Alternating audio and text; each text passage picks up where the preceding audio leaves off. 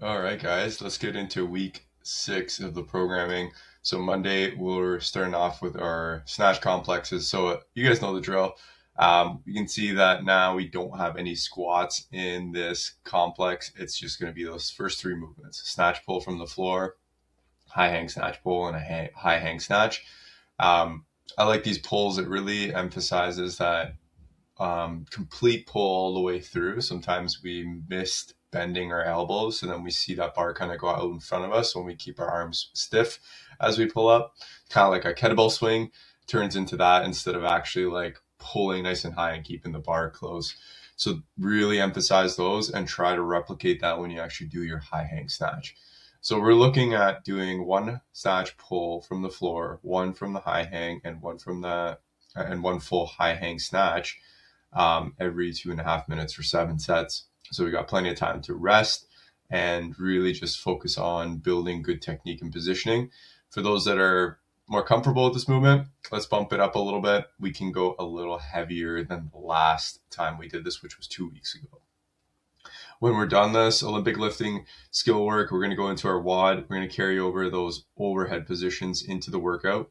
This one's for time, a ladder of going up by threes to 15 and then down again to threes of overhead alternating lunges. So that's a total of 3 lunges and a total of 6 lunges and then a total of 9 and so forth. And then lateral burpees over the bar. So see if you can get onto the second half and on your way down. If you're at that 9 or that 6 rep range and the time cap still goes over, you still got the intent of this workout. I would say like at least get into that second half, get the 12s done. Then you got plenty of reps in to still make it worthwhile in this workout today. You basically want to choose a weight, I would say, that you can just keep continuously moving and pretty much go unbroken for the whole thing. This is going to be more of a cardio kind of workout. Still going to challenge your overhead positioning, so focus on that, but we're going to get a lot more reps, a lot of more cadence in this workout than it is heavier where we have to take more time in between reps. So Monday, we're going to start off with that. Going into Tuesdays, gymnastics intervals, we're going to work on our movement efficiency, building stamina on these, building strength. We got 6 sets for consistency. So that means today I want you to try to finish each round in about the same amount of time. We're going 8 to 12 unbroken pull-ups, 10 shuttle runs, 8 to 12 unbroken push-ups, 10 shuttle runs, rest 3 minutes. Longer workout, 35-minute cap. Aim to get, I would say, like at least 4 to 5 sets done. If you can get that 6th set done or be in the 6th, that would be amazing. But again, getting about 80% of the reps in is still really good in this one. Again, we want to try to move as efficiently as possible. And this rep range is somewhere around not a max, but more about being able to replicate it. So maybe going into this, you're like, okay, 8 is manageable, 10 is kind of pushing it, 12 is like a max for me. If I were you going into that, knowing if that's your range, then I would just stick to 8 for all 6 sets. It's not going to make sense if you do 10 or 12 and you can only do that for a couple rounds. And then the next, like last 3 rounds, you're just barely even getting 8 done in a row. So I'd rather you be able to choose a rep range that you're confident that you can do that every single time under fatigue, and so that you can train to be more efficient and move more efficiently than just try to push through and get the reps in, because that's not how you're going to get stronger or necessarily build your movement skill. It's going to be about kind of focusing on that rep range that's a little challenging, but it's still allowing you to maintain those positions. And again, if you want to build more of the stamina of it, we want to be as efficient as possible. So that's the key of today. We got some endurance work and we got some body weight kind of gymnastics work that we're going to work on, specifically the efficiency and the stamina portion of it. So lots of little notes to just kind of really paint the picture of what we want out of this workout. So make sure you really understand that going into today's workout. Wednesday is our strength day. We're going to alternate to this week with bench press, heavy set of 3 and 5 sets. And we're doing a set every 2.5 minutes. And then running clock still. Then we're going to do 3 sets of 3 reps at 70% of that heaviest set that we finished off with. So kind of like a drop set. What I would say with these 3 sets of 3, try to preserve the speed. You want to be as explosive as possible. Still, the bar should move faster than how it did with your last set of your heavy set of 5 when you end off in the first part. So let's say you ended off at 100 pounds as your heavy set of 5 or heavy set of 3, sorry, in the first part. In the 3 sets of 3, you're going to be doing 70%, so that's 70 pounds. That 70 pounds should be moving fast, so you're trying to be aggressive with the push up. On the way down, still be controlled. So upper body strength is what we're focusing on, building that from the last time. And then our workout's going to be a little bit more targeted towards strength too as well. We got some upper body, lower body, and some cardio. So AMRAP 12, 2 wall walks, 6 deadlifts, 36 double unders. The goal of it is to target more strength endurance today. So we're going to challenge some of the strength, but it's the repeatability of doing that for multiple rounds. I would say in these 12 minutes, if we're looking at like 2 wall walks, probably going to take us about 45 seconds to a minute tops. That shouldn't take you more than that. 6 deadlifts, about, I would say 30 seconds there, and then 36 double unders, about 30 seconds roughly.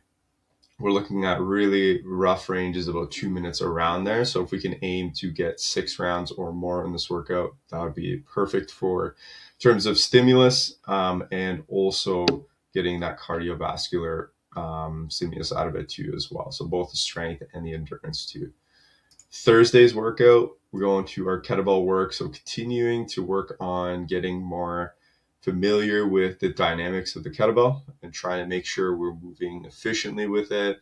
Really the big thing that stands out to most people is like that awkward motion of flipping the kettlebell over. And it's less about the flip and it's more about trying to keep the kettlebell as still as possible as we transition ourselves into that overhead position. So in the WOD, the first part, we have 5 rounds for reps, 1 minute of left side hang kettlebell snatches, and then 1 minute right side, and then 1 minute slope bike with a 1 minute rest at the end.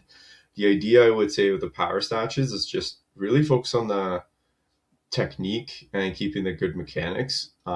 Don't get fooled by, okay, I got to get as many reps as possible in that minute. It's just more about moving well. So if you need to take a break in order to preserve the technique, I'd rather you do that than try to max out. And then by the last like 3 or 4 reps, that kettlebell slamming you on the wrist, or you have to swing it a different way in order to get it up. I'd rather you avoid that and just take that break. So these 1 minute intervals are not necessarily about just getting as many reps as possible. Still track it, but it's about moving as efficiently as possible. Let's not cross that line where your mechanics fall off.